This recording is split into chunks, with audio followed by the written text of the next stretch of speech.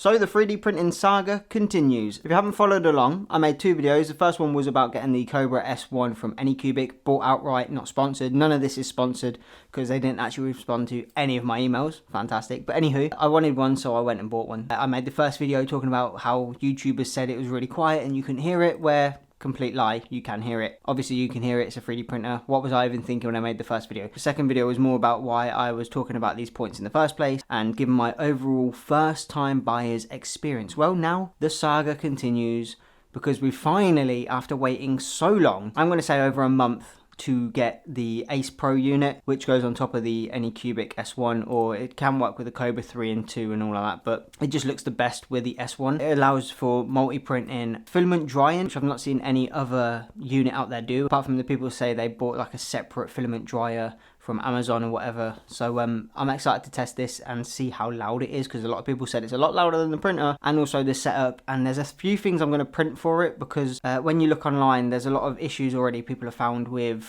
tanglement issues when it's feeding into the 4 different like prongs, if you will. It's the whole spiel of stuff. We're going to crack it open. I've already undone the seal, so let's get it on the desk and take it out of the box.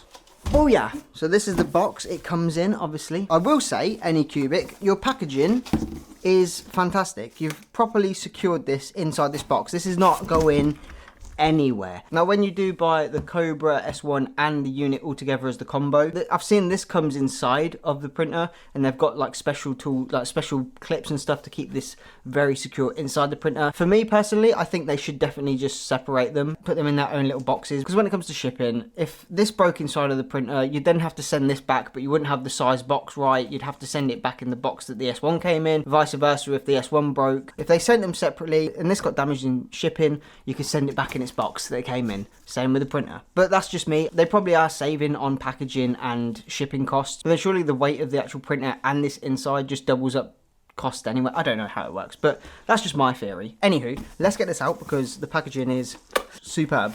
Oh, they've even give you little finger slots just to look at that. Anycubic, you've outdone yourself with that. That was probably the cleanest unboxing of a big unit. Normally when it's like PC cases and things, they don't give you these little slots in the side of the foam to lift up. It's just like you've got to try and fundle around. Anyway, oh, it's like presenting itself to me. Look at that. When you fold it open, it just, oh, maybe don't do that. Oh my god, that is a hefty boy. So we've got the unit here that comes with this weird cellophane. Oh, a peel. There you go. Now, what's another one? Oh, is there another one? Oh, hello. Anycubic's teasing me now. Oh. You've got a bit of foam inside here, so that doesn't obviously snap in transit, which again, packaging wise, they've really thought this through. Okay, so this is how to use the Ace Pro for the S1 series. Now, be careful when you buy these because they have different names underneath them, so you can get the Ace Pro for the Kobra 3, the Ace Pro for the Kobra 2, the Ace Pro for the S1, and they all have different attachments that come with it. So I think that's where you need to be careful. So you've got your 4 filament feeders right here, there you go. Now before I open any of this stuff, these little rollers at the back here, I've seen some people print their own to make it a bit thicker so it keeps the filament a bit more sturdy. And there's also some things that you can like, you know, print and buy and do all that just to keep it from having other issues. Now there was one that I saw which is the detanglement, but you have to take all of this off and go and buy nuts and bolts and certain bits of like tubing, and it was a whole crazy amount of stuff. So what I'm going to do is keep it standard. I want to test it as it is before then upgrading it, which we'll make content on and show you how to upgrade certain parts like these little rollers here. So these little tubes here people have just been printing. Now in this package is more stuff. Some little screws for a filament hub.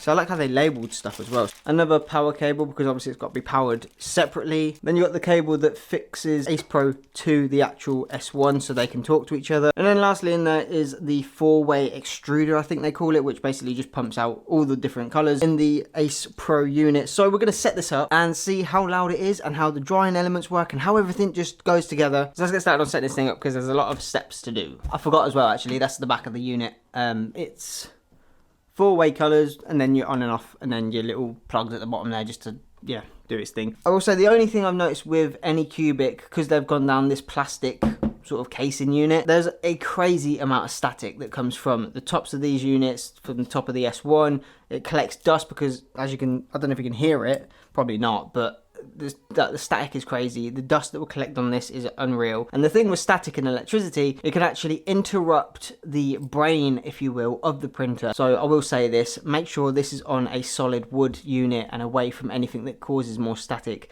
or that can sort of give off this static energy. Because when it comes down to printing, these things use their memory to obviously know where they're going to be going left, right, and all of that. Static can interrupt that and it can make it go AWOL and do its own thing. That's what I've learned from using a vinyl cutter. So I'm guessing it's going to be similar to when it comes to using a 3D printer, because they do the same axes. I guess it's going to go and just cut off. So just be careful when you are using these that you're not covered in nylon and a lot of static and come over and start touching stuff, because you will give yourself electric shock or you'll shock someone else and it just won't be a fun time. Anyway, back to setting this up. Oakley dokley, so what I need to do first is retract the filament out of the actual unit itself, take off the spool holder, put these screws back in the back here, and then put the Ace Pro on top and then get all that set up. So let's start with retracting this just like that. Let that do its thing. I also forgot to mention you get these two little cable organizations in here as well, little snowflakes. First thing to do is place Ace Pro on top of the Kobra S1. Give you an helping hand, here we go.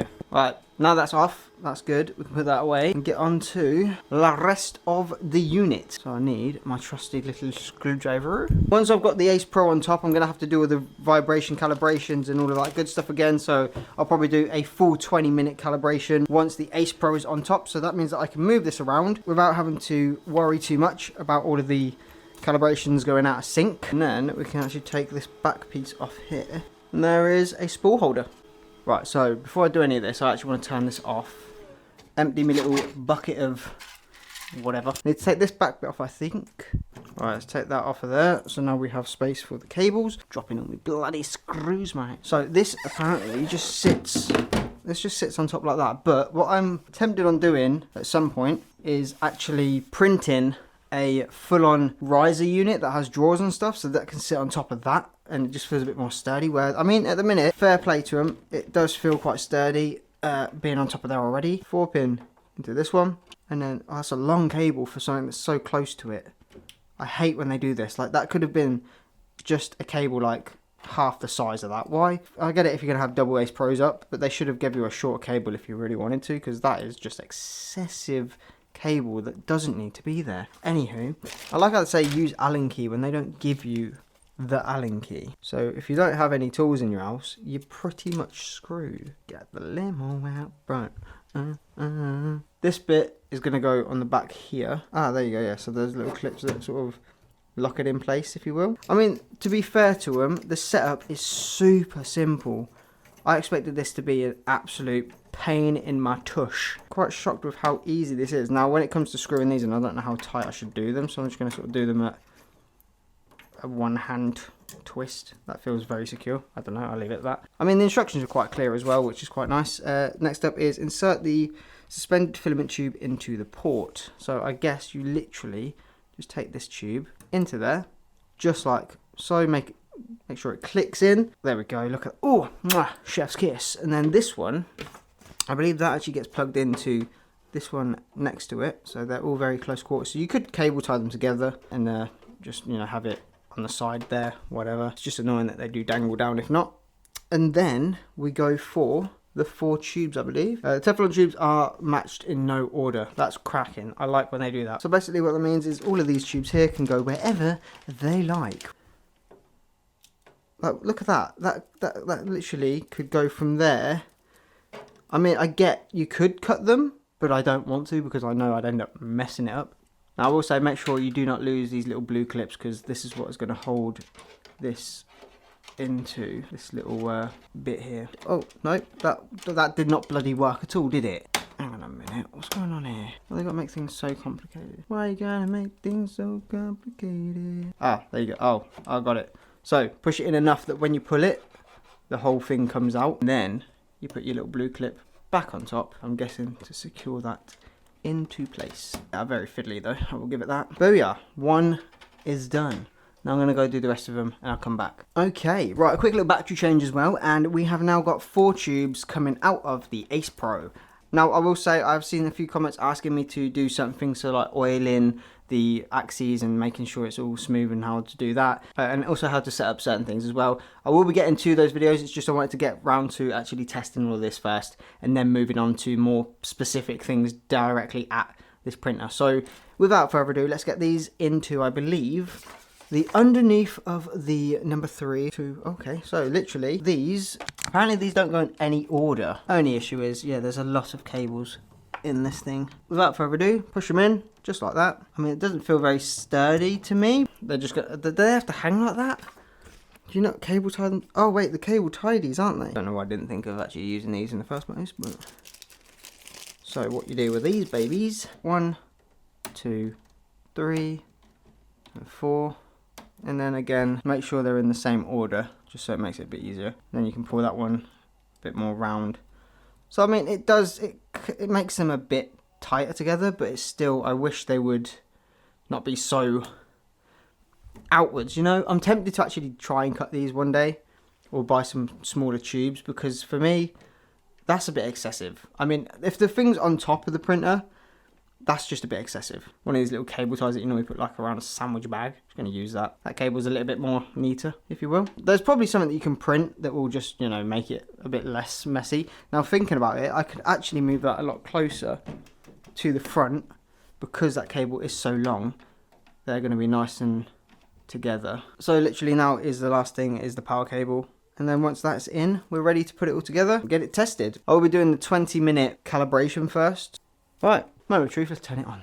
Alright, come with me. Okay, here we go. Moment of truth, I'm going to turn on the printer and the Ace Pro unit. Okay, they are both on. As you can see, the lights have come up on the Ace Pro unit. I'm going to get some filaments out, hang on. Alright, these are the colours I'm going with. I'm going with a red, black, white and grey. So we're going to start off with the red, pushing it in. Trying to see how well it...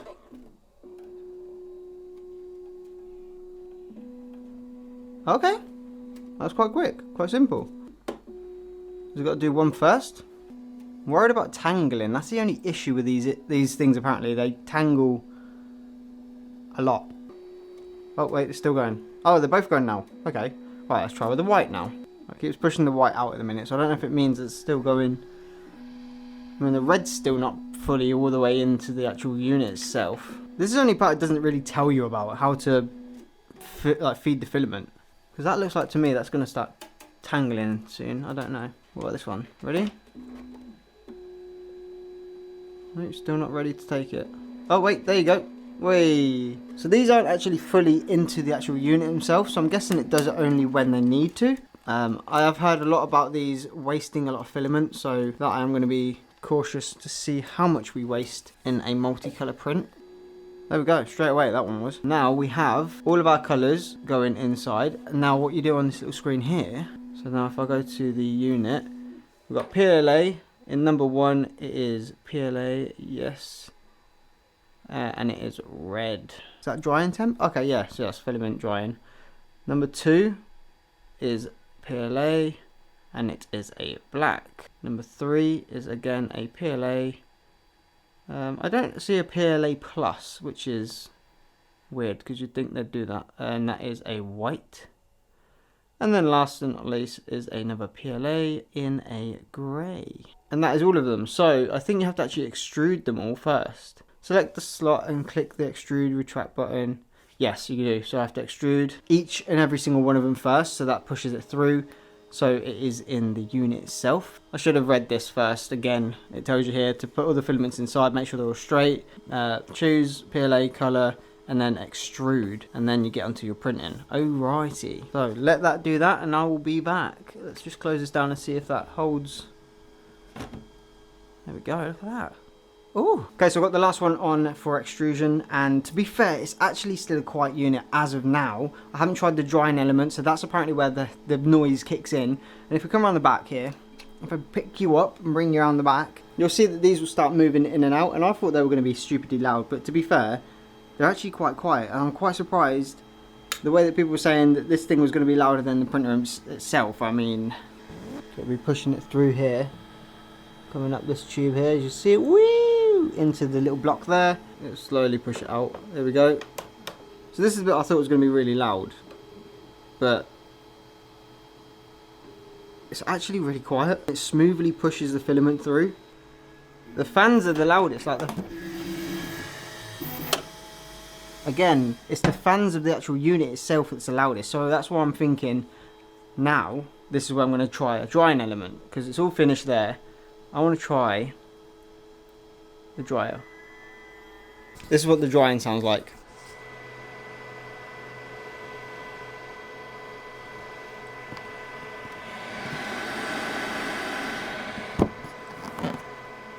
Do you know the funniest thing? While that's actually drying, I can still hear the fans of the actual Kobra S1 louder than the drying element in this. That's crazy. I'm going to turn off the dryer though, because I don't actually need it on at the minute. So what I need to do now is set it up for the calibration, which is going to take about 20 minutes. So it does all the vibration or the x-axis and just tests its strength against while having this on top. So it does it perfectly, levels the bed right and all of that stuff. Then we can get onto a multicolour print. But so far, I'm actually shocked at how good this unit is compared to when I reviewed this whole like printer for the first time. The noise of that, I think now I'm being a bit sort of hypocritical because I've had this for so long. The noise of this compared to this is louder. So I'm now saying like, oh, this is quiet. But really it's still quite loud. If this was my first ever time not hearing the printer itself but hearing the actual drying element, I'd definitely be like, yeah, this thing's loud as shit. Like compared to what people are saying, this thing's loud. But when people are saying this is louder than the actual printer itself, I think that's a load of hocus pocus bullshit, because the printer itself is always going to be louder. I think in my personal experience where it is, I hear the printer fans, I hear the printer more than this extruding, retracting, drying, all of that stuff. But as always, it's each to your own. You have your own opinions. I respect that. I do appreciate everyone that's commenting, liking, subscribing, you know, for this kind of first time experience, if you will. If you've joined me on this journey for the first time ever, like me, never had a 3D printer or anything like this, then this is probably the best place to start with this little combo right here. Obviously I do need to do a full color print first, and then we can really decide if it is the, you know, must have, or if you can just sort of deal with one color prints like I have for the last 2 months. But overall, I'm actually really impressed. The build quality, yes, most of it is plastic, but the build quality is fantastic. It's a durable plastic. Noise, it's not really that bad. When you've had this for so long, you'll get used to that, if that makes sense. And overall, compatibility, like the drying, able to go from one filament to another when you've run out of the first one, it makes that bundle well worth buying. So I'm going to leave it in 2 parts. I'm going to start with this one here, obviously the setup and my overall first initial thoughts of the Ace Pro unit, and then in the second video, once I've done the calibration and a full color multicolor print, and then give my whole thoughts and opinions of this whole sort of combo unit if you really need it and if you really want it. But yeah, if you enjoyed this video and you're joining me on this journey, make sure to hit subscribe and notification bell so you don't miss the next upload. I appreciate every single one of you. I appreciate all the comments, the criticism, all of that stuff, because it just helps me understand the 3D printing community even better. So yeah, I generally do appreciate it. And as always, capture, create, captivate, and I'll see you all in the next video.